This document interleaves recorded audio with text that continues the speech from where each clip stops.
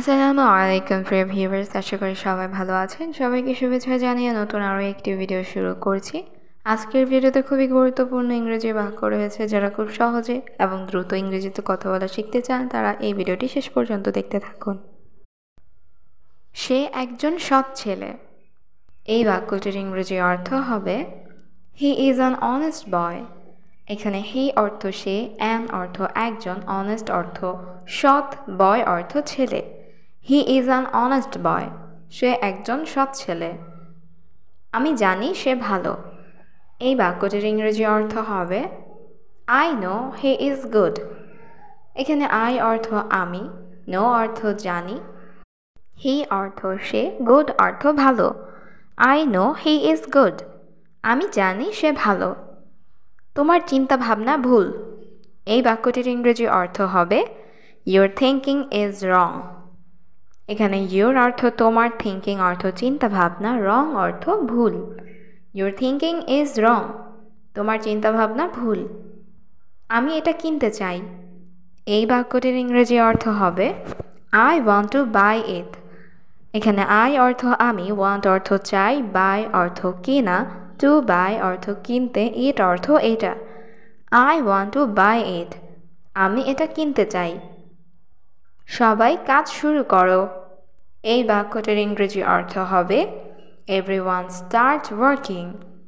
এখানে এভরিওয়ান অর্থ সবাই, স্টার্ট অর্থ শুরু করা, ওয়ার্কিং অর্থ কাজ। Everyone start working. সবাই কাজ শুরু করো। তুমি আমার সাথে মিথ্যা বলতেছো।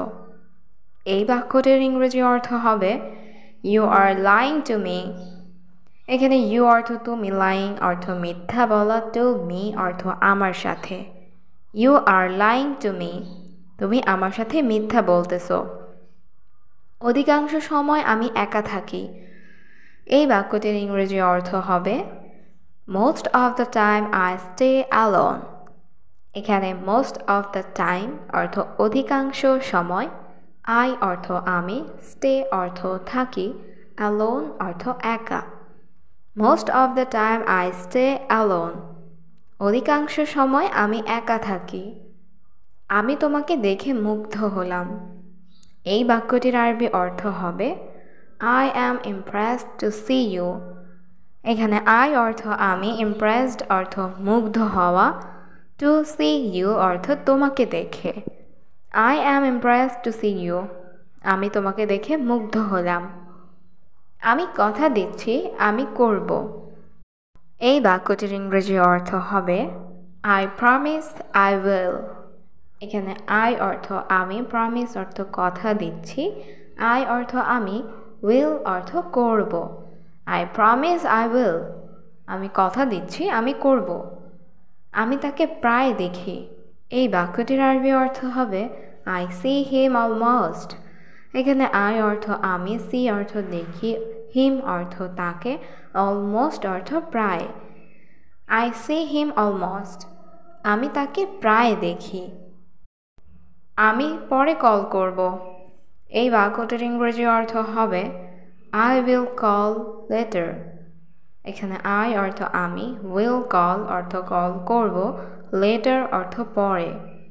I will call letter. আমি পরে কল করব। লোকটি দরিদ্র কিন্তু সৎ। এই বাক্যটির ইংরেজি অর্থ হবে the man is poor but honest. এখানে দ্য ম্যান অর্থ লোকটি, পোর অর্থ গরিব, বাট অর্থ কিন্তু, অনেস্ট অর্থ সৎ। The man is poor but honest. লোকটি দরিদ্র কিন্তু সৎ। আমি তার সম্পর্কে সব জানি। এই বাক্যটির ইংরেজি অর্থ হবে I know all about him. এখানে আই অর্থ আমি, নো অর্থ জানি, অল অর্থ সব, অ্যাবাউট হিম অর্থ তার সম্পর্কে। I know all about him. আমি তার সম্পর্কে সব জানি। আমি এটা ভুলবো না। এই বাক্যটির ইংরেজি অর্থ হবে I will not forget this.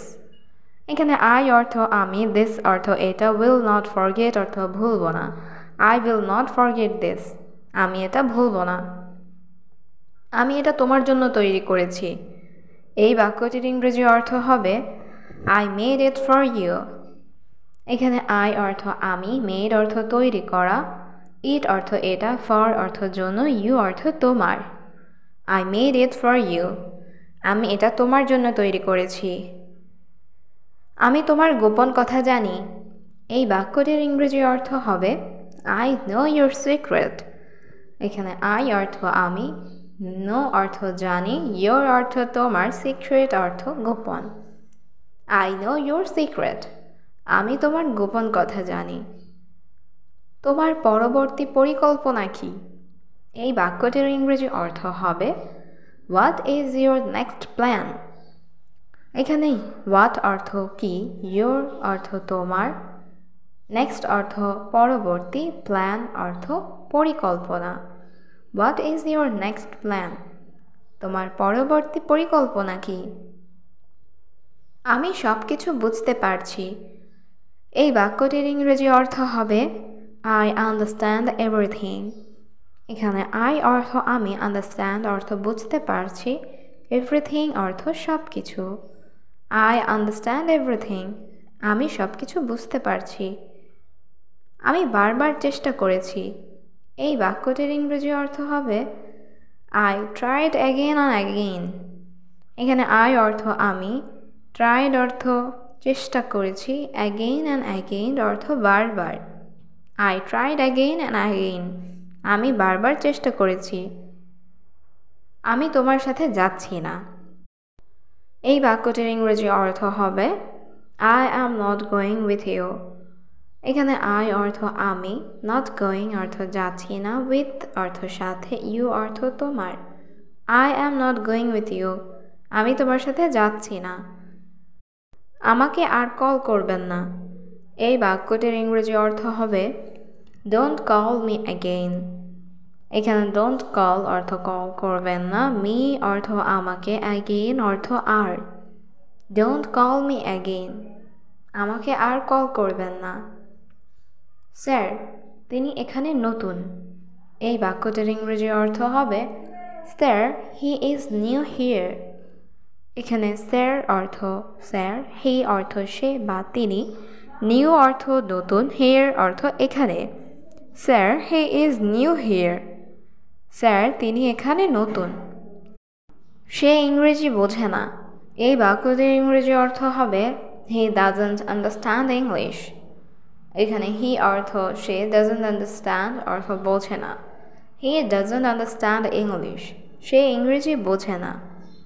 সে সামান্য ইংরেজি জানে। এই বাক্যটির ইংরেজি অর্থ হবে হি নোজ লিটল ইংলিশ। এখানে হি অর্থ সে, নো অর্থ জানা, লিটল অর্থ সামান্য বা একটু। হি নোজ লিটল ইংলিশ, সে সামান্য ইংরেজি জানে। এটা আমার পারিবারিক ব্যাপার। এই বাক্যটির ইংরেজি অর্থ হবে this is my family matter. এখানে দিস অর্থ এটা, মাই অর্থ আমার, ফ্যামিলি ম্যাটার অর্থ পারিবারিক ব্যাপার। This is my family matter, এটা আমার পারিবারিক ব্যাপার।